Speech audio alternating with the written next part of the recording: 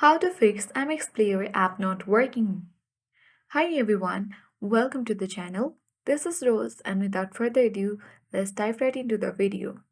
Launch Settings app on your device. Tap on Apps. Now choose App Management. Tap Search Bar.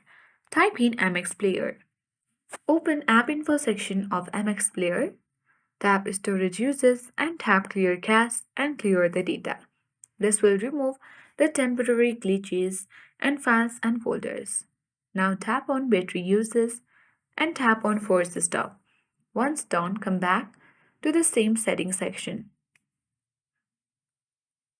From the space, tap on Connection and Sharing. Now make sure to toggle the button on for airplane mode for a while and turn the airplane mode back off after a few seconds. And then you need to simply connect to a stable internet connection. And after that, you need to check whether your issue resolved or not. If not yet, go into mobile network. Tap on SIM 2 at top right corner. Choose preferred network type and set it to auto. Once you have done that, your issue will be fixed and your MX player will start working from now. That's it. I hope this guide was helpful.